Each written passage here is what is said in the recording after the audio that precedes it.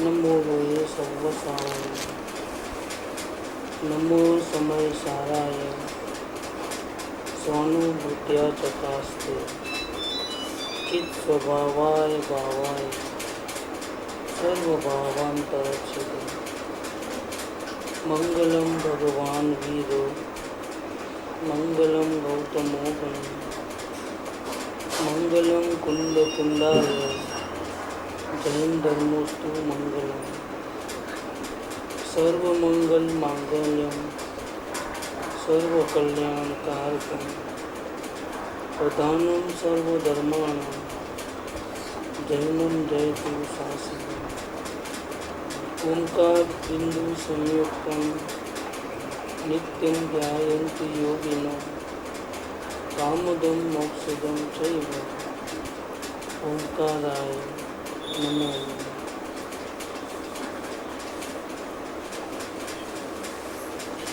श्रीमद् राजचंद्र वचनामृत पत्र नंबर 254।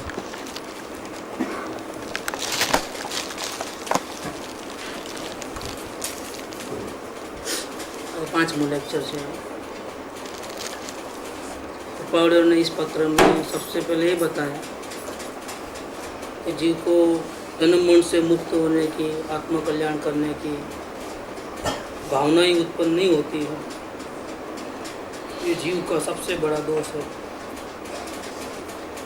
वो मिटाने के लिए उसको आत्मज्ञान करना है, लेकिन सीधा आत्मज्ञान किसी को होता नहीं है, क्योंकि आत्मा है वो निरंजन निराकार है और इंद्रियों से और मन से उसको देखा नहीं जा सकता, जाना नहीं जा सकता। और हमारी आदत है इंद्रियों से देखने की, सुनने की, चखने की, और आत्मा इंद्रियों से तो पार नहीं है। और रटन करे मन में मैं आत्मा हूँ तो भी आत्मा का दर्शन नहीं हो सकता है। इसीलिए सबसे पहले उसको पहले मुमुक्षु बनना पड़ेगा। मुमुक्षु से अपने वर्तमान अवस्था में जो गलतियाँ हैं, भूतकाल को जरूरत नहीं, लेकिन वर्तमान में जो जो गलती करता है उसको अवलोकन करना है। अगर यह अवलोकन 24 घंटा चला तो संसार का मोह छूट जाएगा। और अब तक जो क्रोध का विचार करता था, इसके बदले क्रोध का देखेगा तो उसकी पीड़ा का अनुभव करेगा। संसार दुखमय है, लेकिन फिर भी हम उसी संसार में बहुत मज़े से रह रहे हैं, खा रहे हैं, पी रहे हैं, हंस रहे हैं, घूम रहे हैं, दौड़ धाम कर रहे हैं, और रात को नींद भी अच्छी आती है। और फिर ऊपर से बोलते हैं संसार असार दुखमय है। देखो, ये हमारा बोलना अलग है और मानना अलग है। ये डिफरेंस बहुत बड़ा है। इसी दुखमय संसार में किसी को छोड़ने का दिल नहीं है। न घर को छोड़ सकते हैं। 10 रुपए की फाउंटेन पेन भी कहीं रखी हो तो कहाँ रखी है, कहाँ भूल गया, उसको नहीं छोड़ सकते और इतने परिणाम खराब करते हैं। और फिर बोलते हैं संसार असार। इसका मतलब ये है कि संसार असार है, हमने बुद्धि में जाना है, लेकिन उसका अनुभव नहीं किया। पहले अवलोकन करके ये दुखमय संसार का, अपने ही विकारी भावों का हमको अनुभव करना है। इसकी अगर पीड़ा होगी ना तो मुक्ति की भावना अपने आप उत्पन्न हो जाएगी अंदर आत्मा में से। और मुक्ति की भावना अगर सच्ची उत्पन्न होगी तो फिर कैसे मुक्त होना, अगर उसके पास खुद के पास नॉलेज नहीं होगा तो जिसको मुक्ति मिल चुकी है, जिसको आत्मा का ज्ञान हो गया है, ऐसे सद्गुरुओं को मिलने की तमन्ना जागेगी और अपने बुद्धि से कोई कार्य करना है ऐसा नहीं रहेगा, सोचन खत्म हो जाएगा। फिर सद्गुरु मिलेंगे तो उसको ये 3 गलती जो आत्मदर्शन से पहले होती है वो निकालने का रास्ता बताएंगे। तीनों गलती जो है, इस लोक की अल्प भी सुखेच्छा, परम दैन्यता की ऊंचाई माने कमी, और पदार्थ का अनिर्णय। ये 3 गलती निकले तो आत्मा का अनुभव हो जाए। अभी अपन तीनों गलती का विवरण जो किया था कृपावधि ने, ये भी कल शाम तक पूरा हुआ। अब आगे का पोर्शन, ये 3 गलती बहुत ज़्यादा हमको मिले हुए बहुत से मुमुक्षुओं में हमने देखी है। मात्र बीजाकरणी कहीं न्यूनता, संपूर्ण तो नहीं गया है, गलती तो है, लेकिन थोड़ी बहुत लोगों के भक्ति भाव है, इसीलिए वो दूसरी गलती जो है वो थोड़ी कम दिखाई देती है। जो तेओं सर्व प्रकारे बीजा नंबरनी गलती मटी जाए ने, भले पहला नंबर न मटे, तीजा नंबर न मटे, भले संसार में कहीं ना कहीं थोड़ा बहुत भले ही मोह रह जाए, आत्मा का दर्शन होवे, इसके लिए जो पदार्थ का निर्णय चाहिए वो भी अगर नहीं हुआ हो, लेकिन बीच वाली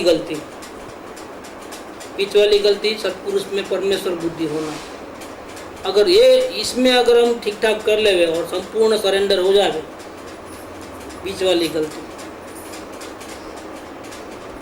कहते हैं कि जो तेओं में सर्व प्रकार है, मतलब कुछ भी प्योर ईमानदारी से, कुछ भी छुपाए बिना और सर्व प्रकार से परम दैन्यता की जो कमी है तो उसको ख़त्म करने का प्रयत्न हो तो इसकी योग्यता डेवलप हो जाएगी। सत्पुरुष को पहचान भी लेगा और सत्पुरुष की आज्ञा पे चलने का तो अवलोकन भी सीख लेगा। इस लोक की अल्प भी सुखेच्छा जो अंदर में रहती है वो भी गलती निकल जाएगी और सत्पुरुष की कृपा दृष्टि से उसको पदार्थ का निर्णय भी हो जाएगा। ये सत्पुरुष के शरण में जाने के बाद इसका जहर कैसे निकालना वो सब किसके हाथ में है?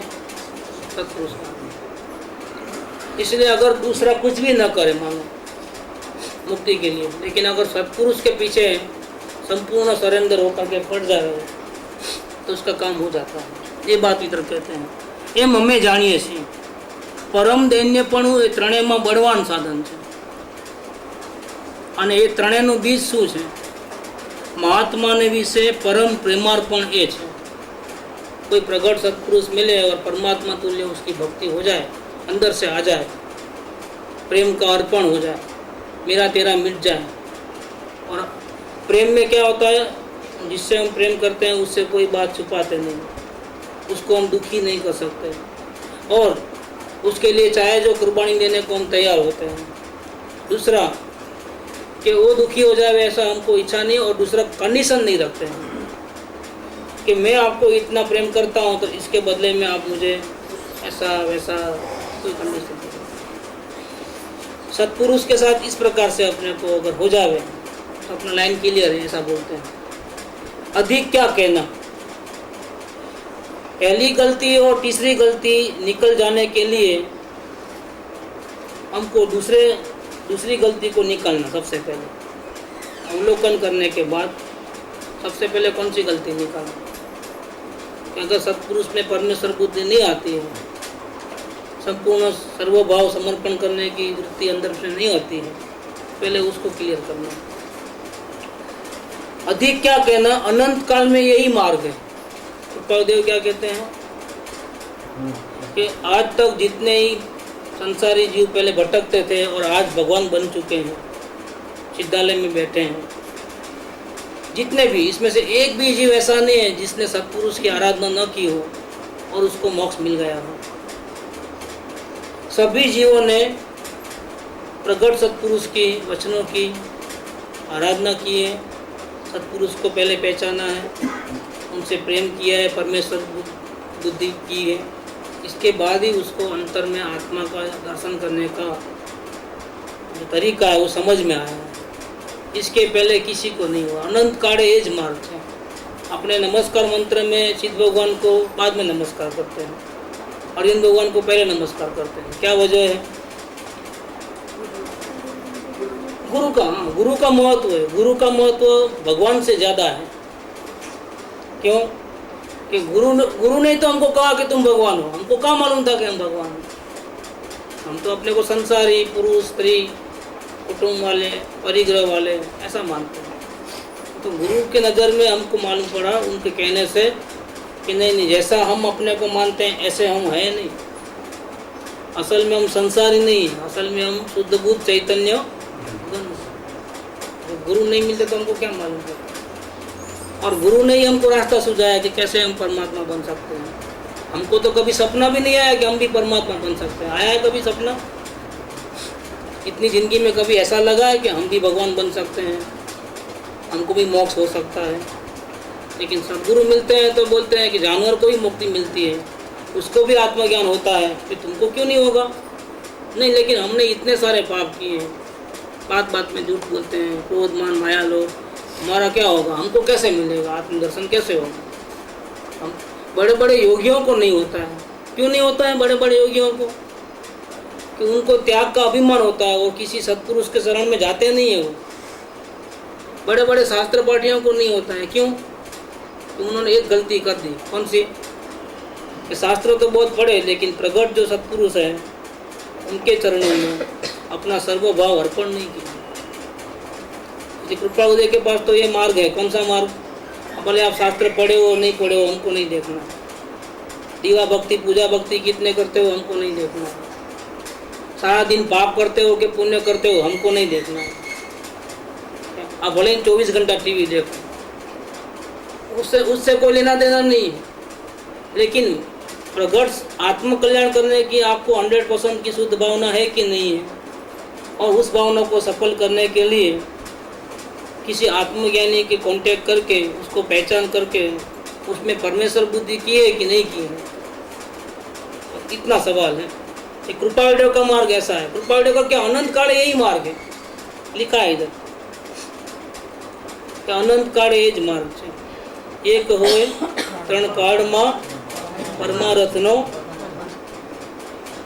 दूसरा मार्ग में जाओगे तो आपका ही टाइम वेस्ट हो जाएगा, मनुष्य वो बर्बाद हो जाएगा। कोई क्रिया जड़ थई रहा शुष्क ज्ञान मां माने मार्ग मोक्ष नो करुणा। क्योंकि धर्म करना है लेकिन उल्टे रवाड़े चढ़ गए। ये खाना ये नहीं खाना, इधर जाना इधर नहीं जाना, ये पढ़ना ये नहीं पढ़ना, ये हमारे हैं वो पराये हैं, ये अपने धर्म वाले वो पराये धर्म वाले। सब में परमात्मा देखना था, सर्वात्मा, लेकिन वो नहीं है। तो अपने वाले वो पराये हैं। ये कांजी स्वामी वाले, ये थानापासी, वो दिगंबर, ये सब भगवान है।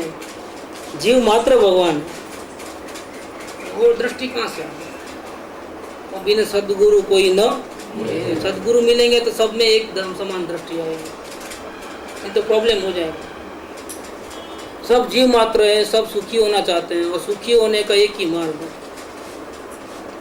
एक शब्द भी हमको आता नहीं हो, शास्त्र का नाम भी नहीं आते हो, पूजा भक्ति आते नहीं हो क्या, और जीवन पूरा संसार में रंग गया हो पूरा का टा पटा घेरा फेरी। लेकिन अगर सद्गुरु मिल गए और उसको पहचान लिया, बेड़ा पार समझ लो, ऐसी बात। ये अनंत काળ એ જ માર્ગ છે। પહેલું અને ત્રીજું કારણ જવાને માટે બીજા કારણની હાનિ કરવી, सबसे पहले वो काम करना। अगर हमको कोई रोग होता है तो हम सबसे पहले क्या करते हैं? जाते हैं, वो मेडिकल बुक मिलती है ना, वहाँ जो डॉक्टर पढ़ता है ना MBBS की बुक, मेडिकल बुक का स्टोर है, डॉक्टर भी इसमें से पढ़ करके ही अपनी दवा किया है ना। चलो हम उसकी दवा बुक लेके आते हैं, घर पे आके पढ़ेंगे अच्छा, और फिर वो खुद ही दवा कर लेंगे। काय को 50 रुपया खर्च करना कंसल्टेशन में? ऐसा करते हैं क्या? या फिर अपने दोस्त की दुकान है मेडिकल स्टोर, उसको बोलेंगे पेट में दर्द है, तो वो जो दवा देगा, इतनी सारी दवा है, जो भी उठा लो पी लेना। ऐसा करते हैं क्या? नहीं करते ऐसा। ना मेडिकल स्टोर में जाते हैं, ना मेडिकल बुक पढ़ते हैं, सीधा हम डॉक्टर के पास जाते हैं कि हमको प्रॉब्लम है, क्या करना। आजकल ऐसे डॉक्टर हो गए हैं धर्मों के नाम पे कि हम जाते हैं उनके पास तो बोलते हैं कि आप ऐसा करो वैसा करो वैसा करो, जानने देखने की बात नहीं करते हैं, तो फिर वो डॉक्टर सही नहीं है। और अगर कोई ऐसा बोले कि ये पत्र पढ़ लो ना, वो पत्र पढ़ लो ना, ये शास्त्र पढ़ लो ना, तो भी वो डॉक्टर सही नहीं है। क्यों? कि अगर आत्मा को जाना होता तो ये बातें नहीं करते, लेकिन आत्मा को उन्होंने जाना नहीं। अगर हम किसी डॉक्टर के पास गए, मेरे पेट में बहुत दर्द है, और वो बोले देखो मैं वो किताब का नाम लिख लो, मैं वो किताब पढ़ा हूँ क्या, और इधर मिलती है, घड़ी घड़ी 50 रुपया तुम कहाँ खर्च करोगे मेरे को? कि 100 रुपये की बुक लेके आओ वहाँ से, तुम्हारे पास रखो, उसमें सबका, सर में दर्द हो तो उसमें सर का भी एक चैप्टर है, गले में दर्द हो तो गले का भी चैप्टर है, पढ़ लेना, खुद ही इलाज कर लेना, काहे को ये लेके जाओ, मैं वही वो किताब पढ़ करके MBBS बनाऊँ तो क्या करेगा जी? तुम डॉक्टर है कि हजाम है क्या? तुम तो, मैं नहीं पढ़ा हूँ लेकिन तुम तो पढ़े हो कि नहीं पढ़े, तो मेरे को बोलो ना कि क्या होता है, पेट में कौन सी दवा लूँ तो मैं दर्द मिट जाए। इसके बदले तुम्हारे जैसा 25 साल में और बिगाड़ूँ पढ़ने के लिए। इसलिए कोई सदगुरु अपने को ऐसा बोले कि आत्मदर्शन करने के लिए ये शास्त्र पढ़ना पड़ेगा, नहीं वो शास्त्र पढ़ना पड़ेगा, तो समझ लेना कि उसको आत्मज्ञान नहीं है। आत्मज्ञान करने में ऐसा नहीं बोलेगा। कृपालदेव आत्मज्ञानी थे, उनका क्या कहना है? उन्होंने ये प्रिस्क्रिप्शन लिखा है हम जैसे रोगियों को, हमको आत्मभ्रांति का रोग है और अभी हमको क्या करना है उसका प्रिस्क्रिप्शन है इस ये पत्र के अंदर। सबसे पहले मुमुक्षु बनना, इसके लिए अपने दोषों को पक्षपात किए बिना देखना। इसके बाद 3 गलती होती है अगर बीमारी नहीं मिटती है तो, सीरियस हो गए हो तो। इसमें एक बीमारी है इस लोक की अल्प भी सुखेच्छा, दूसरी बीमारी है सत्पुरुष में परमेश्वर बुद्धि नहीं होना वो, और तीसरी बीमारी है पदार्थ का अनियम। तो अवलोकन करने के बाद ये तीनों गलती को मिटाने के लिए फिर पहली गलती को पहले नहीं मिटाना और आखिरी गलती को पहले नहीं, जल्दबाजी मत करो अनुभव करने की। सबसे पहले किसको मिटाना? ये प्रिस्क्रिप्शन है, कृपालदेव का प्रिस्क्रिप्शन है। और जन्म मरण के रोग मिट जावे ऐसा प्रिस्क्रिप्शन है। अगर ये पत्र अंदर में उतर जावे ना, और हम जैसा बताया कृपालदेव ने ऐसा अगर हम कर लेवे ना, तो 6 महीने में आत्मदर्शन होता है और 15 भव में मुक्ति होती है निश्चित। वो भी ज़्यादा से ज़्यादा की बात कर रहा हूँ, मैक्सिमम लिमिट ये है। इसके पहले तो 6 महीने के अंदर आत्मज्ञान हो ही जाता है और ज़्यादा से ज़्यादा 15 भव में मुक्ति हो ही जाती है, जन्म मरण से हमेशा के लिए छुट्टी हो जाती है। ये ऐसा प्रिस्क्रिप्शन है इसके अंदर कि क्या करना कि मैं आत्मा हूँ, आत्मा हूँ, ऐसा ध्यान नहीं करना पहले। क्या? आँख बंद करके कान में पोते डाल दो, आँख के पट्टी बांध दो, इसको सीधा लो, बोलना नहीं, चाह खाना नहीं, पीना नहीं, एक अंधेरे रूम में जाकर के ऊंडी गुफा में बैठ करके मैं आत्मा हूँ ऐसा बोलना नहीं। पहले क्या करना? पहले सत्पुरुष को पहचान करके उसके ऊपर परमेश्वर बुद्धि रखना, क्या परमात्मा तुल्य हो, सर्व सरेंडर कर देना। क्या? फिर उस अपनी चोटी किसके हाथ में है? डुबाने की, तारने की, सत्पुरुष का हाथ में। बस फिर सत्पुरुष बोले ऐसा करना। ये कृपालदेव का कहना ऐसा है। कृपालदेव नहीं बोलते कि समय सार पढ़ना, कृपालदेव नहीं बोलते हैं कि माला फेरना नहीं, ये करना नहीं, वो करना, पूजा भक्ति करना। कृपालदेव तो ये रास्ता बताते हैं। अनंत काળ એ જ માર્ગ છે। પહેલું અને ત્રીજું કારણ જવાને માટે બીજા કારણની હાનિ કરવી અને મહાત્માના જોગે એટલે સંयोग થાય તબ। अगर कोई महापुरुष महान पुण्य युग से हमारे को मिल जावे, कॉन्टेक्ट हो जावे, योग माने कॉन्टेक्ट, तो तेना अलौकिक स्वरूप ने ओळखવું। अलौकिक स्वरूप क्या है? ये तो लौकिक स्वरूप है, बाहर का जो दिखता है वो तो आप में भी है। इससे भी बढ़िया रूप वाला आदमी है दुनिया में, हीरो हीरोइन बहुत है, उसकी बात, ये लौकिक रूप की बात नहीं। और वाणी भी इतनी जबरदस्त, इससे भी बढ़िया बढ़िया लोगों की होती है कि आप सुनो तो ऐसा सो जाओ, झूम जाओ, ऐसे भी वाणी होती है। बहुत बड़े बड़े वाणी से भी नींद आ जावे ऐसा गाने वाले, ऐसा बोलने वाले, ऐसे बहुत है दुनिया के अंदर। तो वो उसका लौकिक स्वरूप है, वो लौकिक रूप है, उसको नहीं, अलौकिक स्वरूप को पहचानना। कांटेक्ट हो जावे तो उसका अलौकिक स्वरूप को पहचानना। लौकिक स्वरूप के भीतर, खोखे के भीतर में जो आत्मा है उसकी शुद्धि है, उसकी वितरागता है, उसकी समता है, उसकी समदृष्टि है। क्या? उसको आत्मा को राग द्वेष से बचाने के उसके पास जो तरीके हैं, उसके जो अभिप्राय हैं, उसको पहचानना है। कैसे पहचानेंगे हम? मुंबई में एक हमारे मित्र थे, उसका भागीदार था चार्टर्ड अकाउंटेंट, वो जाने का हुआ, बोला ये महाराज साहब अच्छा समझाते हैं, वो महाराज साहब अच्छा समझा। अब मिले कि नहीं मिले? मैं नहीं मिला। मैं तो बोला मैं तो कृपालुदेव की बात मानता हूँ कि किसी ज्ञानी को पहचानना चाहिए, उसमें परमेश्वर बुद्धि होनी चाहिए और फिर जैसा बोले ऐसा करना। तो किसके पास जाना कि नहीं जाना? पहचानने के लिए जाना। जब तक अपने को आत्मज्ञान नहीं हुआ हो तब तक ढूंढना कि गुरु कहाँ है, सच्चे गुरु। क्या कभी कभी डॉक्टर अपने पास नहीं आता है, अपने को डॉक्टर के पास जाना पड़ता है। अगर हमारे को ब्लड कैंसर हो ऐसा मालूम पड़े और पूना में डॉक्टर ना हो तो क्या करते हो? ना अब जाने दो, ऐसा करते हो? नहीं है डॉक्टर अब हमारे गांव में, क्या करें? फिर बम्बई में हमारे कोई है तो उसको बोलेंगे भाई यहाँ कोई डॉक्टर है ऐसा? क्यों टेलीफोन क्यों किया ऐसा? खर्चा नहीं होता है टेलीफोन का? कि मद्रास, बेंगलोर, जहाँ जहाँ भी हो वहाँ तपास तो करेंगे। फिर कोई बोलेगा नहीं अमेरिका में, तो क्या करोगे? नहीं जाओगे, मर जाओगे। तो नहीं, जितने भी चांस से उठा लेना है। अगर पैसे नहीं होते हैं ना तो लोग पेपर में छपवाते हैं कि देखो भाई ऐसी भयंकर बीमारी है और आप लोग सब थोड़ा थोड़ा 100 रुपया करके डोनेशन दोगे, शायद वो बच जाएगा। तो दान की अपील होती है कि नहीं होती? ऐसा करके भी, कर्जा लेकर के भी, चोरी करके भी अपने शरीर को बचाता है कि नहीं बचाता? और हमको अनंत काल से जन्म मरण कर रहे हैं, आत्मा के दर्शन अभी तक हुए नहीं। और असार संसार है, असार संसार है ऐसा बोलते हैं। रोज जूते खाते हैं घर के अंदर, नहीं खाते हैं?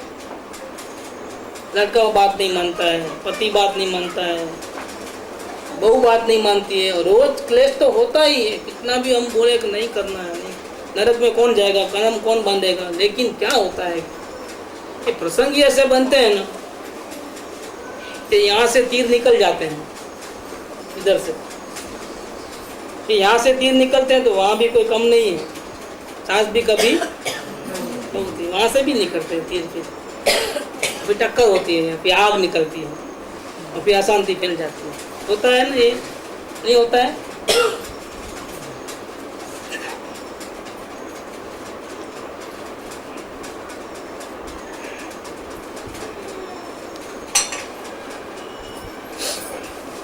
लेकिन हमको इसी दलदल में इतने साल निकल गए, कितने? किसी के 30 साल, किसी के 40 साल।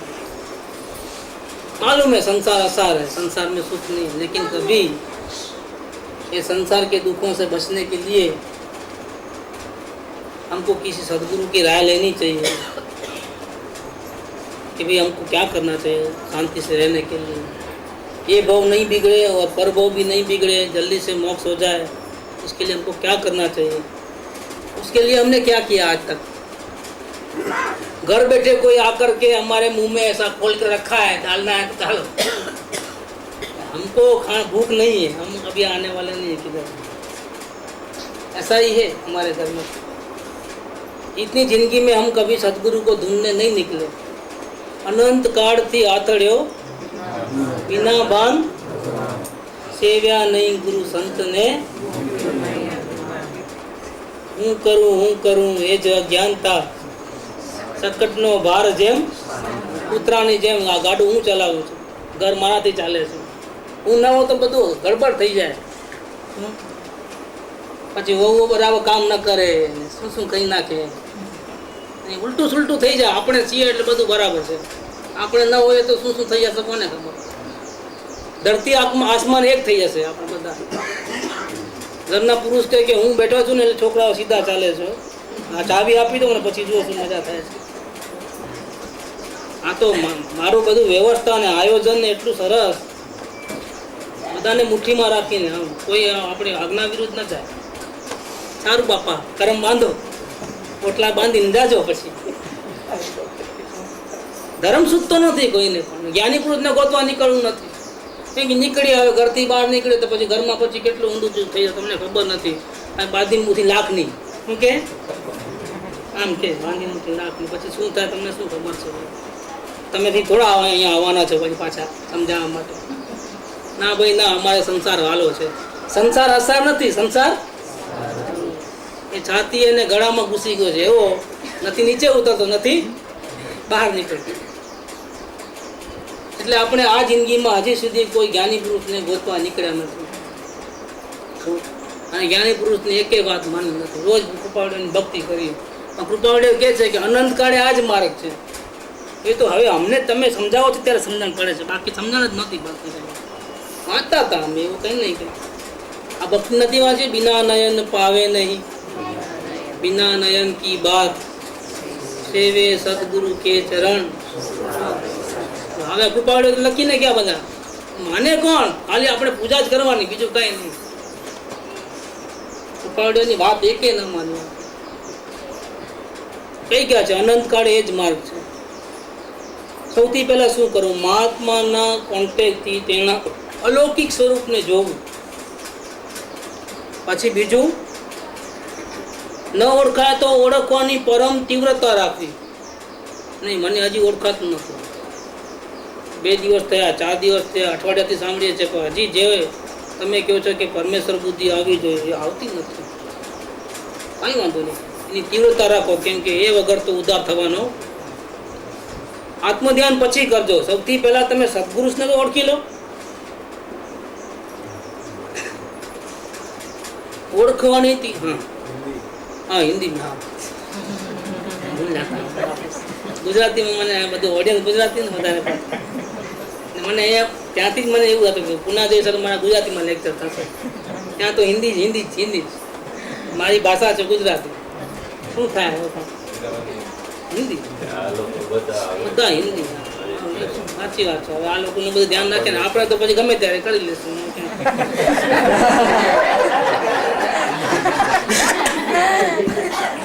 બીજાનું કરીએ ને, પરોપકાર કરવાનો. ठीक है, चलो अच्छा है.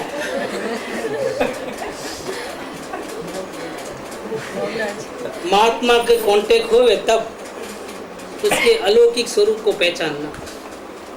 देह मन वाणी से पार उनके अंदर में जो आत्मा है उसको पहचानना है.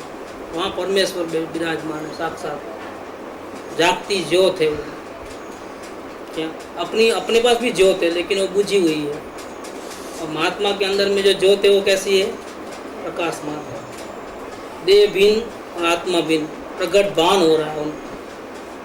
अपने अंदर भी परमात्मा, हम भी उनके जैसे परमात्मा है, लेकिन हमको देह भिन्न और आत्मा भिन्न ऐसा भान नहीं है. और संसार के प्रसंग में हर वक्त हम हर्ष शोक करके जुड़ जाते हैं.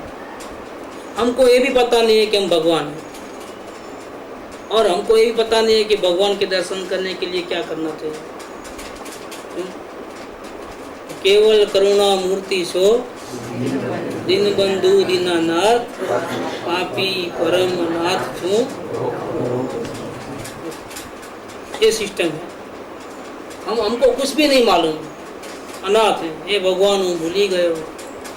मैं तुम्हारा अमूल्य वचन ने लक्ष्मण, तुम्हारा कहेला अनुपम तत्व नो विचार करो. रोज बोल देना, बोल डालना, अंदर में उतरे नहीं.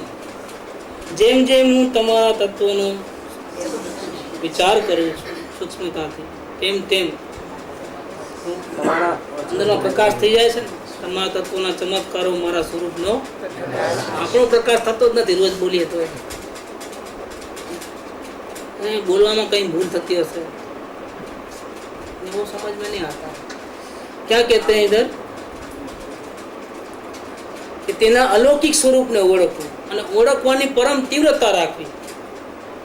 કે બીજો કોઈ રસ્તો નથી. જ્યાં સુધી તમે સત્પુરુષને ન ઓળખી શકો ત્યાં સુધી તમને આત્મદર્શન ન થાય, અને ત્યાં સુધી તમે મોક્ષના પંથે ચાલી શકતા નથી. મોક્ષના પંથે જવા માટે તમારે ઉપવાસ કરતા અને માળા ગણવા કરતા અને શાસ્ત્ર વાંચવા કરતા સૌથી વધારે પહેલું કામ શું કરવાનું? જેને આત્મા દર્શન થઈ ગયા એવા આત્મજ્ઞાની સત્પુરુષને ઓળખવા અને ઓળખીને એના ચરણોમાં પરમેશ્વર બુદ્ધિ કરીને પડી જવું. એ જેમ કેમ કરવાનું. આપણે 76 નંબરમાં કીધું છે કૃપાભાઈ, બીજું કાંઈ શોધમાં એક સત્પુરુષને શોધી એના ચરણ કમળમાં સર્વભાવ અર્પણ કરી દઈ વર્ત્યો જા, પછી જો મોક્ષ ન મળે તો મારી પાસેથી લેજો. એમ કેમ ના કીધું કે પહેલા સૌથી પહેલા તું એક ખૂણામાં વયો જા અને આત્માનું ધ્યાન કર? એમ કેમ ના કીધું? આ વાત કેમ કરી? તારે બીજું કઈ શોધવાની જરૂર નથી. આ એક જ કામ કરી બધા કામ તારા થઈ જાય. ઓળખવાની परम तीव्रता રાખવી तो ઓળખાશે. एक एंगल रखना पड़ता है. जैसे यहाँ 50 लोग बैठे हैं, अब इनको पहचानना है तो मेरे को इधर पहले भाव करना पड़ेगा कि इनको पहचानना है और फिर मेरे को इधर ध्यान देना पड़ेगा.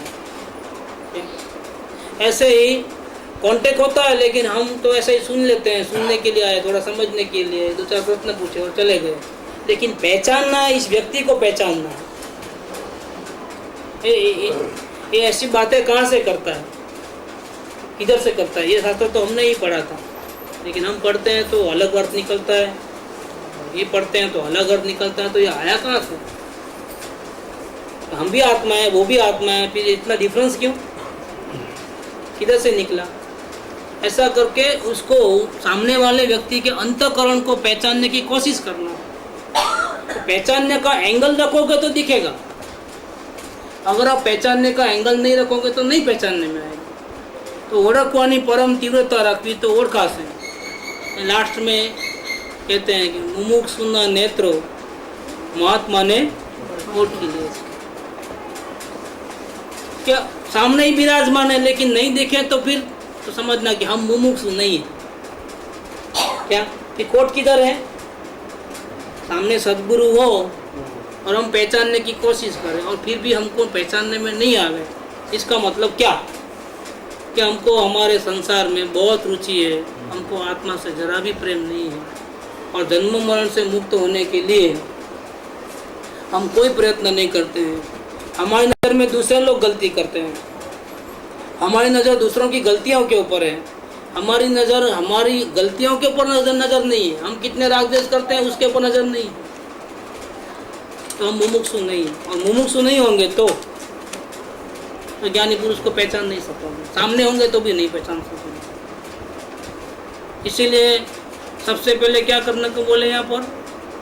पहले ज्ञानी को पहचानना नहीं, पहले क्या करने को बोले? अवलोकन करना बोले.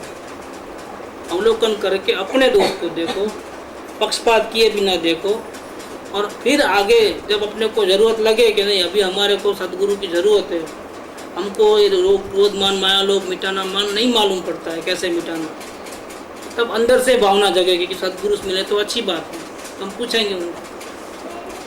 और फिर जब कांटेक्ट होगा तो अगर आप मुमुक्षु पहले बन चुके होंगे तो क्या होगा कि आप सत्पुरुष को अगर एंगल रखोगे पहचानने का तो पहचान लोगे. अवलोकन करते हो और सत्पुरुष का कांटेक्ट होता है, लेकिन आप पहचानने का एंगल नहीं रखते हो, फिर आप नहीं पहचान सकोगे, भले आप मुमुक्षु हो गए तो भी. और अगर आप मुमुक्षु नहीं हो और कांटेक्ट होंगे तो भी नहीं पहचान पाओगे. मुमुक्षु होना है मतलब अवलोकन करके तैयार हो जाओ और फिर सद्गुरु को अंतःकरण को पहचानने की कोशिश करो, तो आपको पहचानने में आ जाए. क्योंकि आप मुमुक्षु भी हो गए हो और दूसरी गलती भी निकाल दी. कौन सी? एक तो मुमुक्षु बन गए, पहली गलती निकल गई. दूसरी गलती क्या कि मुमुक्षु बनने के बाद आपने सामने वाले को पहचानने की कोशिश की, तो दूसरा काम भी प्रॉब्लम सॉल्व हो गया. तो क्या होगा? आपको सत्पुरुष के अंतर में जो परमात्मा है उसके दर्शन जरूर हो जाएंगे और यहाँ से आपकी गाड़ी चालू समझ. ये दूसरा जो पॉइंट है ना, परम दीनता की कमी या सत्पुरुष में परमेश्वर बुद्धि नहीं है, वो एक कारण निकल जाएगा. तो इसके बल से फिर संसार में कहीं भी अभी भी थोड़ा भी मोह रह गया होगा वो भी निकल जाएगा, और अंतर में दर्शन करने की जो आत्मा के दर्शन करने की जो प्रक्रिया है वो भी चालू हो जाएगी सत्पुरुष की कृपा से. पराभक्ति में आओगे, भक्ति में से पराभक्ति में आओगे, पराभक्ति में से वेद ज्ञान का चैप्टर चालू हो जाएगा और फिर अंदर में अपने आत्मा के दर्शन हो जाएंगे एक अंश में. तो उसको बोलते हैं पदार्थ का निर्णय. और फिर आगे जा कर के पूरे संपूर्ण आत्म प्रदेश दिख जाते हैं, अनुभव हो जाता है, उसको बोलते हैं सम्यक दर्शन। तो इसके लिए एक ही बात उन्होंने बताई, पहले सबसे पहले मुमुक्षु बनो, फिर प्रगट सत्पुरुष के अंतर को पहचानो। दो ही काम करना, तीसरा काम नहीं करना। હવે આગળ મહાત્મામાં જેનો દ્રઢ નિશ્ચય થાય છે કે यही महात्मा है, यही सदगुरु है, यही तारणहार है। और समझो हम लोग कहीं जाते थे फॉरेन और प्लेन क्रैश हो गया और हम नीचे आ गए, कहाँ? दरिया में। तो फिर हमको तैरना तो आता नहीं, तो कोई ना कोई चाहिए ही चाहिए। तो लकड़ी मिल गई एक, बोले लकड़ी पकड़ना नहीं है हमारे को, हमको स्टीमर वाला आवे तो अच्छा। ऐसा करते हैं, लकड़ी पकड़ के क्या फायदा? नहीं, हमको तो एक बड़ा वो क्या बोल शिप मिले ना, और वो अगर हमको बचावे तो ही हमको बचना है, नहीं तो लकड़ी तो मामूली मामूली हमको नहीं चाहिए। क्या ऐसा करते हो क्या? नहीं करते। फिर वो स्टीमर मिले तो बोला नहीं, स्टीमर क्या, ऊपर से कोई हेलीकॉप्टर आवे और रस्सी फेंके तो ही हमको पकड़ना है। ऐसा कोई हमारी कंडीशन होती है क्या? कोई अगर डूबते हैं तब तो जो भी मिला हो, परमेश्वर मिले, हेलीकॉप्टर से रस्सी भेजे तो भी बराबर है। तो मुनिराज हो, बड़ा स्टीमर आवे बचाने के लिए तो भी बराबर है।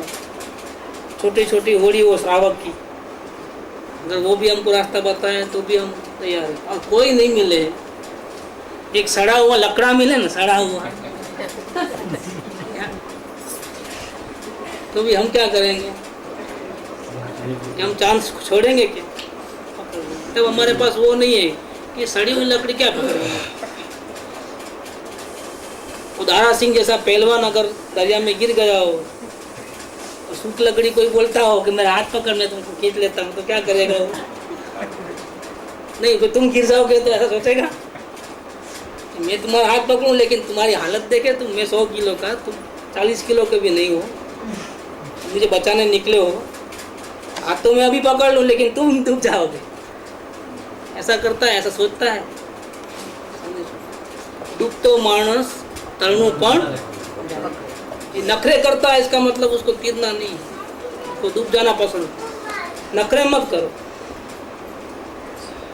तो यहाँ भी ये बात है कि महात्मा में जेनो दृढ़ निश्चय था कि नहीं, ये तो महात्मा है, हमको श्रावक चाहिए, इनके जीवन में तो कोई व्रत तब नियम नहीं है, नहीं ऐसा नहीं करना। नखरे, ये नखरे हैं, आपको मतलब तीरने से है, वो जीवन में कैसा करते हैं उससे आपको कोई मतलब नहीं। कि डॉक्टर जैन हो, आलू प्याज नहीं खाते हो तो दवा कराना है, नहीं तो नहीं कराना। ऐसा क्या? एक ऐसा रोग हुआ हो तो जो अजैन हो, जो आलू प्याज भी खाता हो, मांस मच्छी भी खाता हो, दारू भी पीता हो, तो हमको तो रोग हुआ है और वो डॉक्टर एक ही है, अब क्या करोगे? स्पेशलिस्ट डॉक्टर हो, नहीं नहीं हमको नहीं कराना है दवा। क्यों नहीं कराना? जैन नहीं है ना, इसलिए। ऐसा करते हो? वहाँ तो कोई नहीं, संसार में कोई नियम नहीं है, यहाँ ही नियम है सब कि जीवन में व्रत तप हो तो हम सदगुरु मानेंगे। ऐसे कैसे सदगुरु पैंट शर्ट पहनने वाले, जॉब करने वाले, घूमने फिरने वाले, टीवी देखने वाले, क्या कोई नियम नहीं है किसी प्रकार का? तो हम तो ऐसे लोगों से नहीं, हमको तो कोई भगवान जैसे कोई आएंगे ना पूर्ण वितराग, उसको हम परमेश्वर मानेंगे, दूसरे को नहीं मान सकते हैं। हमारा बुद्धि ना पड़ती है, हमारा मन ना पड़ता है, सरेंडर नहीं होना है, ऐसा हो जाता है। लेकिन यहाँ कहते हैं कि महात्माમાં જેનો દ્રઢ નિશ્ચય થાય છે તેને મોહ આસક્તિ મટીને પદાર્થનો નિર્ણય હોય છે। जो आत्मा को, परमात्मा को, सत्पुरुष को पहचान लेता है, दृढ़ विश्वास आ जाता है उसके ऊपर। तो इस संसार के सभी प्रसंगों में, कुटुंब, घर बार, सगे संबंधी, यहाँ तक कि अपने शरीर में भी जो अपनापन है, मोह है, अपनापन माने मोह, वो निकल जाता है। और मैं परमात्मा हूँ, शुद्ध बुद्ध चैतन्य घन हूँ, ऐसा उसको निर्णय हो जाता है। ऐसा निर्णय होने से मेरा क्या होगा? ऐसी व्याकुलता मिट जाती है। दुख किसका बात का है? ममता का दुख है। ममता निकल गई, अब दुख नहीं। कोई अपनी बात नहीं मानता है तो तकलीफ नहीं है, कोई अपनी बात मानता है तो खुशी नहीं हो जाती है। सारी व्याकुलता खत्म, सारी इच्छाएं खत्म। क्यों? कि जिसको देखने से हमको शांति मिल जाती है वही परमेश्वर मैं स्वयं हूँ। मैं कहाँ ढूंढने जाऊँ अपने आत्मा को? मैं तो हाजिर हूँ यहाँ पर। तो उसकी व्याकुलता मिट जाती है और मेरा बाल भी बांका नहीं होता है, ऐसी निसंगता आ जाती है और जीव सर्व प्रकार के दुख से निर्भय हो जाता है कि नहीं, मुझे अभी कोई दुख नहीं आएगा, मेरा जन्म मरण नहीं हो रहा। क्यों? मैं देवचंद भाई नहीं हूँ। देवचंद भाई तो एक खोखे का नाम है और मैं तो शुद्ध बुद्ध चैतन्य। ऐसे सत्पुरुष को पहचानने से अपनी यहाँ तक दृष्टि चले जाती है। कहती निसंगता उत्पन्न था। अब वो अकेला रह सकता है, अभी उसको किसी के साथ की जरूरत नहीं है। नहीं तो बोलेगा हमको घर से बाहर निकाल देंगे तो निकाल देंगे, तो निकाल देंगे। अपने नसीब में ऐसा लिखा होगा तो ऐसा। हमको डर नहीं है किसी बात का कि अब हम क्या करेंगे, हमारा क्या होगा। जो फिल्म बनी है वही होने वाला है और क्या होने वाला है। बाहर में तो जो फिल्म बनी है ऐसा होने वाला है, लेकिन अंदर में क्या होने वाला है? अंदर में बाल भी बांका होने वाला नहीं है, क्योंकि मैं तो परमात्मा हूँ, चैतन्य तत्व हूँ। मैं कभी मरने वाला नहीं हूँ। मेरे को अग्नि जलाएगी नहीं, तलवार काट नहीं सकती है, पानी भिगो नहीं सकता है, डुबो नहीं सकता है। मेरा जन्म नहीं है, मेरा तो अविनाशी तत्व की प्राप्ति हो जाती है। तो निसंगता उत्पन्न होती है અને એમ યોગ્ય છે। માત્ર તમ મુમુક્ષુઓને અર્થે આ ટૂંકામાં ટૂંકું લખ્યું છે। ये जो लेटर लिखा है प्रिस्क्रिप्शन, ये शॉर्ट में लिखा है, તેનો પરસ્પર વિચાર કરવો। ખંભાતના મુમુક્ષુઓને લખ્યો છે ને પત્ર,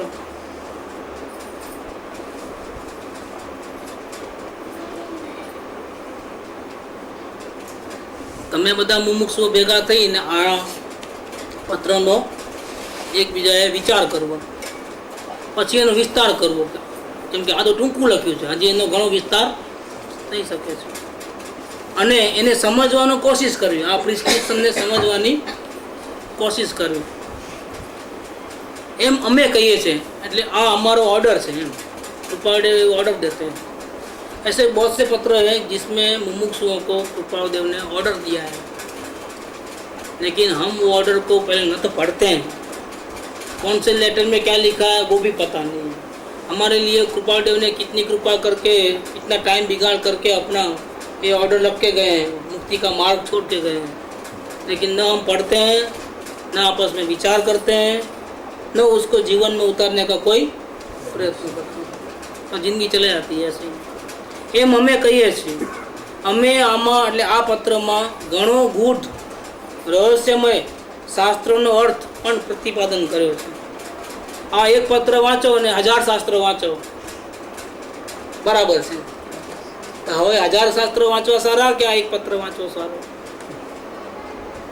1000 શાસ્ત્રો વાંચવામાં કેટલો ટાઈમ જાય ને કેટલા શબ્દો ન સમજાય ને આ ભાઈ પત્ર વાંચો તો જેટલું હજારો શાસ્ત્રોનું જે આપણને સાર મળે એ બધું આ એક પત્રમાં મળી જાય। એટલે અમે આમાં ગૂઢ શાસ્ત્રનો અર્થ પણ પ્રતિપાદન કર્યો છે। તમે વારંવાર વિચારજો, યોગ્યતા હશે તો અમારા સમાગમમાં આ વાતનો વિસ્તારથી વિચાર બતાવીશું। ये आषाढ़ महीने में लिखा है। श्रावण भादों में कृपालदेव अपना बिजनेस बंद करके पर्यूषण पर्व में वो अपने गाँवों में जाते थे, इधर भी निवृत्ति के प्रदेश में जाते थे। अगर आपकी बार ऐसा होगा और आप सबकी भावना होगी और मेरा अगर ऐसा आना होगा तो हम आपस में मिलेंगे, तब और भी ज़्यादा कुछ पूछना है तो पूछना, तो हम बताएंगे। हाल अमारो समागम थाय तेम तो नहीं, पण वक्ते श्रावण वधમાં કરીએ તો થાય। શ્રાવણ વધ એટલે પર્યુષણ પર્વ આવી જશે, પછી ભાદરવા સુદ પાંચમ ને બધું આવે છે ને। કૃપાળદેવ 2 પર્યુષણ પર્વ મનાવતા હતા, સપ્ટેમ્બરના અને દિગંબરના, 18 દિવસ એટલું ચલાવતા હતા। तो ये पर्यूषण के पर्व में वो बम्बई में व्यापार नहीं करते, इतना टाइम छुट्टी चले जाते थे अपनी आत्म आराधना करने के लिए। पण ते कये स्थळे जशुं ते हजी कई विचार्યું, कयो सेंटर पसंद करे निवृत्तिનું।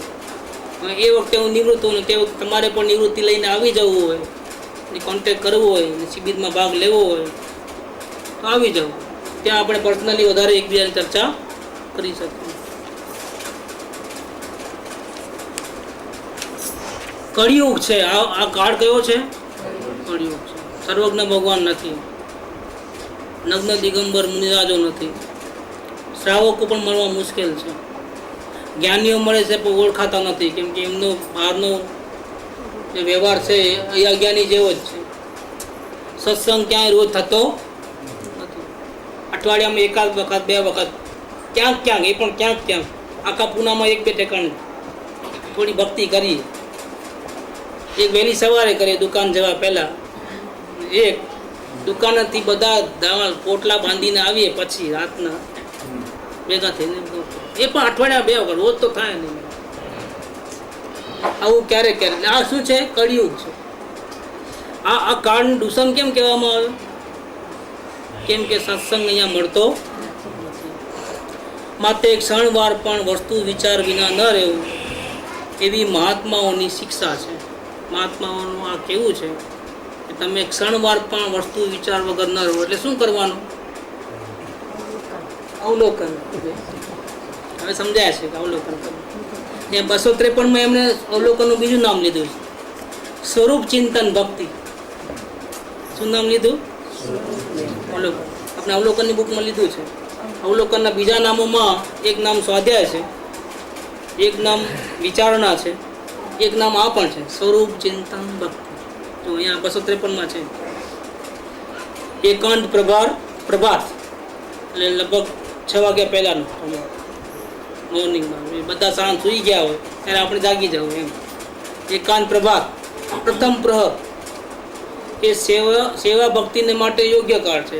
ભગવાનનું દર્શન કરવું હોય, મંદિરમાં જવું હોય, પૂજાપાઠ કરવા હોય, સામાયિક આદિ કરવું હોય, માળા ગણવી હોય, એવું કંઈ પણ કરવું હોય તો એ માટેનો આ યોગ્ય કાળ છે. સ્વરૂપ ચિંતન ભક્તિ સર્વકાળે યોગ્ય છે. બપોરના 12 વાગે જ્યારે આપણે ખાઈ પીને તૈયાર થઈ ગયા હોય ત્યારે આપણે દુકાનના દરવાજા ખુલી ગયા હોય આપણે દુકાન, અને પછી મંદિરમાં આવીએ કે આજે સવારથી ટાઈમ મળ્યો નથી, માણસ ચાવી લેવા આવ્યો નહીં આજે, એટલે સીધું પહેલાં દુકાન ખોલે, પછી ત્યાંથી નીકળીને ચલને દર્શન કરતા આવીએ. ભગવાનને એમ ન થાય કે આજે હું ન આવ્યો, પછી ગમે ત્યારે પણ રહી જાવ. એ વિરાધના છે, આરાધના, આસાધના છે.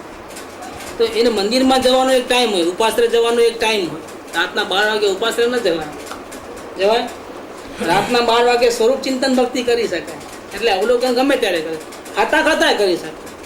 ખાતા ખાતા ભગવાનની માળા ગણો તો એ બરાબર નથી, એ વિરાધના છે. ખાતા ખાતા શાસ્ત્ર વાંચો તો એ પ્રોબ્લેમ છે, એમ ન કરે. પણ ખાતા ખાતા અને હાલતા ચાલતા સ્વરૂપ ચિંતન ભક્તિ કરી શકાય. એનું નામ અવલોકન છે. ને 24 અવર્સ કરવાની વાત છે. 1 કલાક કરો ને અડધો કલાક ન કરો એમ નહીં. બહુ થાકી ગયા, થાક લાગે જ નહીં. અવલોકન કરો આખી રાત જાગીને તો થાક નહીં લાગે, ગેરંટી છે. કેમ કે એમાં આપણે શરીરનું કંઈ કામ લેતા નથી, આંખનું કામ લેતા નથી, કાનનું કામ લેતા નથી. આપણે કોનું કામ લઈએ છીએ? જ્ઞાનનું કામ લઈએ છીએ. જ્ઞાનથી આપણે જોવાનું, કોને જોવાનું? મનના માકડાને જોવાનું, કેટલું ઊંચું ઊંચું થાય છે. એમાં આપણે શું તકલીફ પડે? કઈ તકલીફ નહીં. 2 લોકો લડતા હોય ને આપણે જોવાનું તો શું તકલીફ પડે? પણ છોડાવવા જાવ તો ખબર પડે, તો 2-4 ઝાપટ આપણને પડે. આપણે છોડાવવું નથી કાંઈ, આપણે જોયા કરવા. પછી એમાં શું થાક લાગે? એમાં કોઈ આપણને મારે પારે નહીં કંઈ, આપણે અલગ બેઠા હોઈએ. એટલે જ્ઞાનનું બખ્તર પહેરીને ખાલી જોયા કરો, એમાં શું થાક લાગવાનું? પણ આપણે ખાલી જોતા ન હોઈએ, પછી એમાં આ બરાબર ન કરવું ને આ બરાબર કરવું, પછી આનો પક્ષ લઈને એમાં આપણને થાક લાગે. પછી વિચાર નહીં કરવાનો, વિચારને જોવાનો ખાલી, પછી કંઈ ન થાય. આખી રાત જાગો તો કંઈ ન થાય. અમે આત્મા કદી સૂતો જ નથી. કોણ સૂઈ જાય છે? આત્મા કદી ખાતો નથી, આત્મા કદી પીતો નથી, આત્મા કદી માળા ગણતો નથી, આત્મા ડ્રાઇવિંગ કરતો નથી. કોણ કરે છે? આત્મા એક જ કામ કરે. શું કામ કરે?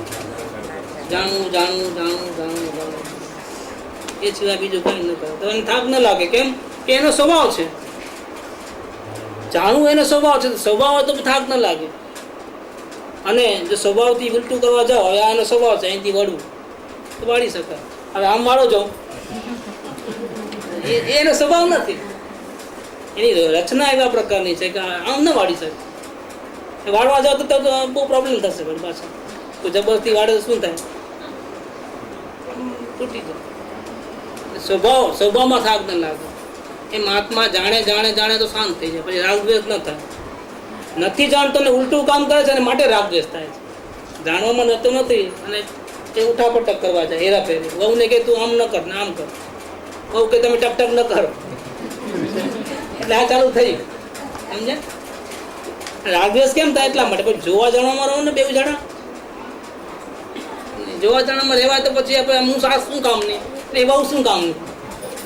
એટલે આપણે તો કરીએ તો જ મજા આવે છે. સંસારમાં દુઃખ તો હોવું જોઈએ ને, પણ તમને હાથે કહીને ખરીદવાનું કોણે કીધું? તો એટલે જાણવા રૂપે રહે તો કઈ ન થાય. सिर्फ जानने देखने में रहो, कोई प्रॉब्लम नहीं. क्योंकि ये आत्मा का स्वभाव है.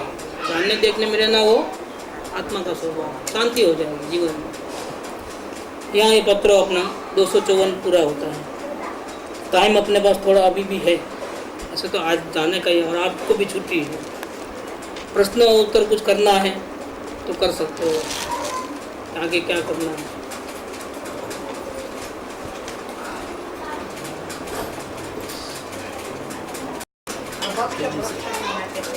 કાંઈ નહીં, આત્મા ખાતો નથી પછી અત્યારે એ વિચાર નહીં. સૌથી પહેલું કામ શું કરવાનું? આત્માને જાણવાનું કામ કરવાનું. અત્યારે હું એ વાત લેતો નથી. સૌથી પહેલા આત્માને જાણો, કેમ કે જે સ્વરૂપ સમજ્યા વિના પહેલા સ્વરૂપ જાણો. એનું કારણ શું છે? સમજો મને દાંતમાં દુખાવો થાય, ડાક્ટરની દવા લઉં, બહુ પીડા છે. ડાક્ટર કે અત્યારે ઓપરેશન કરવાની જરૂર છે, પણ તમારા દાંત એવા છે ને કે પહેલાં દવા લઈને તમારે એને શાંત કરીને પછી ઓપરેશન કરવું પડે. પહેલાં નોવામેક્સ આપે, 3-4 દિવસ તમે બરાબર લ્યો, થોડો સડો ઓછો થાય પછી કાઢી નાખવું પડશે. કાઢવું તો પડશે, 3-4 દિવસ લાગે. દવા લો, પીડા સહન કરો, એ શું થાય? એવામાં એટેક આવી ગયો, હવે શું કરો? ના, હવે આ એક દવા ચાલે છે ને, આનું પત્તે પછી આનું નામ આમ આવી રીતે કરવાનું. શું કરવાનું? ડૉક્ટર નહીં બોલાવવાનું ને, કેમકે હવે તો પહેલાં આની દવા ચાલે. કેટલા ડૉક્ટરની દવા લઈએ? જે ડેન્ટિસ્ટ છે હાર્ટ સ્પેશિયાલિસ્ટ નથી કંઈ, એનો ડાક્ટરવાળી અલગ હોય. પહેલાં આનું પતાવી લઈએ, 3-4 દિવસમાં આનું ઓપરેશન થઈ જાય પછી આનું કરવાનું. એવું કરીએ? ના ના ના, પહેલાં હમણાં બોલાવો ને તો હમણાં ઉપર જઈશું. એટલે પહેલાં એને બોલાવે ને પછી ડાક્ટર કે શું કરો છો? દાંતમાં દુખે છે, શું દવા લો છો? હા, ફેંકી દો ને તો પ્રોબ્લેમ થશે. શું કરે? ના ના, મને પહેલાં હું એને નંબર પહેલાં મેં એનો લીધો છે, એટલે એ કે એમ કરીએ, પછી તમારો નંબર છે એમ કરે. શું કરે? સૌથી પહેલાં ભલે આ દુખાવો છે એને કરી લે ગમે તેમ કરીને, આને બચાવો ન કરે. એવી રીતે સૌથી જેનાથી જન્મ મરણના વધતા હોય ને બહુ મોટા મોટા પ્રોબ્લેમ, એને પહેલાં સોલ્વ કરવાનો. નાના નાના પ્રોબ્લેમ છે, બક્ષના હોટલમાં ખાવાનું, રાત્રિ ભોજન કરવાનું, એ આપણે પછી જોશું ને. પહેલાં એક મોટું કામ પતાવી નાખું. એટલે હું અભક્ષ ખાવાનું નથી કરતો અને હોટલમાં ખાવાનું નથી કરતો, પણ હું તમારું ધ્યાન ખેંચું છું. સૌથી પહેલાં તમે શું કરો કે પહેલાં તમે અવલોકન કરીને મુમુક્ષુ બની જાઓ. મુમુક્ષુ બનો એટલે પછી બીજી દવા લઈ જજો વેદ જ્ઞાનની, તમે આત્મા દર્શન કરી લેજો, એટલે એ કામ પૂરું થયું. એટલે આપણે સેફ થઈ ગયા. હવે આપણે ડૂબવાના નથી, હવે આપણે 15 બમાં મુક્તિ થવાની છે. હવે મને મારી પાસે આવો કે હવે આપણે જ્ઞાન થયા પછી હવે આપણે શું કરવાનું આગળ. તો પછી બધા નિયમો જે કંઈ હશે, આપણી પાસે કેસેટો છે ઓળ કારણ ભાવના, એ લઈ જાય. 42 કેસેટો છે. જ્ઞાન દશા પછી શું કરવું એમ બધું આવશે આખી વસ્તુ. એ સિવાય પણ ઘણું છે, એ એની મેળ છૂટશે. અંદરની તાકાત વધશે ને છૂટશે. લાઈન છે ને, આ લાઈન દોરેલી છે, હવે એને હાથ નહીં લગાવવાનું, ઓછી કરી નાખો લાઈન. શું કરવાનું? બાજુમાં એક મોટી લાઈન દોરી લેવાની. શું થાય પછી? અહીંયા આત્મામાં મજા આવશે ને, જે ખાવામાં મજા આવે છે ને એક મજા વહી જશે, ખાશે જ નહીં પછી. અત્યારે શા માટે ખાય છે અભક્ષ? બહુ મજા આવે છે, સ્વાદ એવા જીભમાં રહી ગયો છે કે ખાઉદરા ગલીમાંથી નીકળે એટલે પાઉંભાજીની સુગંધ અહીંયા ઘૂસી જાય છે નાકમાં, એટલે પછી રહેવાતું નથી. શાકભાજી લેવા ગયેલા આમ તો ચાલને થોડુંક ઝાપટી લઈએ, એટલે પછી રેકડીવાળા પાસે પાણીપુરી, પાઉંભાજી, પછી મટકા કુલ્ફી આવે. ઘરમાં તો બનાવી ન શકાય, ઘરમાં છે સંચો, પણ આવું ન બને. કંઈક જાદુ કરતા હશે એની અંદર કંઈ, એટલે પછી અંદર ઘૂસી જાય, નાકમાં ઘૂસી જાય છે, બધું સુગંધ ઘૂસી જાય છે. એટલે પછી અમે 2 જણા હતા તો ક્યારેક એ ખર્ચો કરે, ક્યારેક શું ખર્ચો કરે, ચાલે. એટલે અવલોકન કરવાનું કીધું, ખાઈ લેવાનું નથી કીધું. આ સબ તો ઘણી માથાકૂટ નહીં કર્યું એટલે શું અવલોકન માં રહી. આ તો ખાઈ લે બધું, તમે આપ્યું ને, મજા આવી ગઈ. લો અવલોકન કરતા કરતા તમે બધું કરો, કઈ વાંધો નથી. અવલોકન છોડ્યા વગર સરસ છે. આ તો છૂટ, ગેટ પાસ મળી ગયો, લાયસન્સ. હવે ગમે તેમ નાચો, ગાઓ, કૂદો, પછી કેવાનું અમે અવલોકન કરતા હતા. કોણ જોવા ગયું અંદર, કોણ ઘૂસીને જોવા ગયું છે, કોઈ જોયું છે? એટલે આપણું ગાડું બરાબર ચાલે છે. કોઈ મહાત્મા એવા નથી જેમને લાયસન્સ આપ્યું કે હોટલમાં ખાઈ શકો છો, રાત્રિ ભોજન કરી શકો. આ પહેલા તમે મળ્યા છો, બધું કરી શકો. સારું, અમને આવા ગમે, અમે બીજા લોકો ન ગમે. આટલા બધા રિસ્ટ્રિક્શન માંથી ત્યાં દુકાન કરવો, ધંધો સંભાળવો, ઘર સંભાળવું, શું કરવું અમારું? આ તમે સારા છે, હવે અમે તમને છોડશું નહીં. કેમ? તમારી પાસે કોઈ રૂલ્સ રેગ્યુલેશન નથી. શું અમને એ જોઈતું હતું કે એવો કોઈ ધર્મ થાય ને, ખાવા પીતા મજા કરતા કરતા ટીવી જોતા હતા, જો આત્મા ધર્મ થઈ જતો, અમને આ જોઈતું હતું, તમે આપ્યું. એટલે ભાવતું તું ને વૈધે મજા આવી ગઈ. હવે અમે હૈદરાબાદે આવશું, કોબા નહીં જઈએ, ત્યાં નહીં જઈએ, કેમ કે ત્યાં સાંભળે કોણ 1000 લોકોનું. હવે અમે અહીંયા આવશું, તમારી પાસે થોડી ભીડ ઓછી છે. બીજા શું મેઇન વાત શું છે, તમારી પાસે કોઈ રિસ્ટ્રિક્શન નથી કોઈ જાતનું. એટલે અમને સંસારે ચાલે છે અમારું બરાબર ગાડું, એટલે અંદરનું પણ થાય ને. તમે કહો છો ને મોક્ષ મળશે, ચાલો માની લીધી વાત. આવું સસ્તું ધર્મ મળતું તો શા માટે નહીં કરવાનું? એમાં કંઈ પૈસા લાગતા નથી. એમાં બહુ મોટી જવાબદારી છે. પહેલાં શાંતિનું લક્ષ્ય બનાવવું, અવલોકન કરવું. ઉપવાસ કરવા ઈજી છે, અવલોકન કરવું જેણે કર્યો હશે પ્રયત્ન એને ખબર પડશે. 24 કલાક કરી શકો છો. ઘરમાં કોઈ મહેમાન આવે તો આપણે આવી ગયો, તો બહાર ગામની પાર્ટી આવી ગઈ તો એમાં આપણે હલવાઈ ગયો. તો આપણે અવલોકન કરી નથી શકતા બરાબર. અવલોકન બરાબર કરી શકો તો કામ થઈ જતું. વિધિ શું? આ જ આપણે જ્ઞાન અંદરમાં છે, એનાથી આપણે મન પણ અંદર છે, એને જોયા કરવાનું.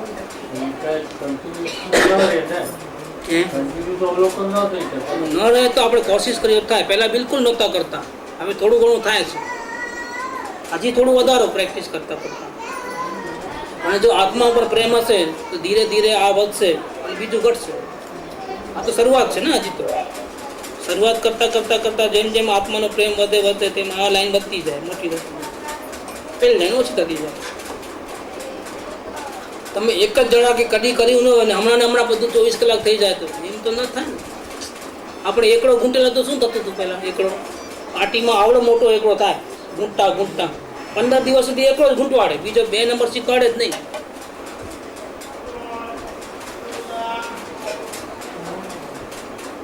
હવે આપણને એકડો ઘૂંટાવો નથી પડતો, હવે ઈજી થઈ ગયો. શરૂઆતની વાત, શરૂઆતમાં રોટલી કેવી બનેલી? હિન્દુસ્તાનનો નકશો, ગાડી પાટડી વાંકી ચોંકી, ગોળ તો બને જ નહીં. શેકવા જાય તો અડધું શેકાઈ જાય ને અડધું કાચું રહી જાય. પછી પ્રેક્ટિસ કરતાં કરતાં એક રોટલી બગાડી, બીજી બગાડી, ત્રીજી બગાડી, એમ કરતાં કરતાં બગાડતા 10-15 રોટલી બગડી, ત્યારે એક રોટલી રાઉન્ડ થઈ સરસ. એમ કરતાં કરતાં હાથ જામી ગયો. કાર ડ્રાઇવિંગમાં એવું ક્યાં ભટકાવી દેશું તો આમ થશે તો તેમ થશે તો ડબલ બ્રેક રાખે. એક માણસ શીખવાવાળો બાજુમાં બેઠો તો આપણે ડરતા હોઈએ ને. હવે આપણે વાતો કરતાં કરતાં, ટેપ રોકડ વગાડતા મોબાઈલ ફોન આવે તો આમ કરી આપણે ચાલે છે બધું ગાડી. હવે આપણને ડર લાગે બાજુમાં બેઠા હવે મોબાઈલને મૂક દે ચાલુ ગાડીમાં નહીં. અને વાંધો મને પ્રેક્ટિસ છે, આમ રોજ કરું છું આવી નાટક. હવે આ ફોન પર વાત કરતાં કરતાં ડ્રાઇવિંગ કરતા હોય એટલી પહેલા દિવસે તમે જાઓ ગાડીમાં બેસો, મોબાઈલ ફોન ભર્યું આવે તો શું કરો તમે? ચલાવી શકો એટલે પ્રેક્ટિસનો વિષય છે. અવલોકન એ પ્રેક્ટિસનો વિષય. આજે તમે શરૂઆત કરો, આજે અડધો કલાક કરો, ધીરે ધીરે એને માત્રા વધારતા આપણે એમ સમજવાનું કે 24 કલાક સુધી પહોંચવાનું છે. દિવસ ને રાતના પછી સૂવું નહીં, ને સૂઈ જવું. કેવી રીતે સૂવું? રાતના સૂતા અવલોકન કરીને સૂવું. અવલોકન કરતાં આંખ બંધ થઈ જાય, સવારના ઉઠશો ત્યાં સુધી ચાલુ હશે વગર પ્રયત્ન. રાતનો ટાઈમ તમારે ચિંતા કરવાની જરૂર નથી. નહીં, અંદરમાં પ્રેક્ટિસ. આપણે સમજો રાતના આપણે જ્યારે સુવાનું 9 વાગે સુવાનું થયું આપણે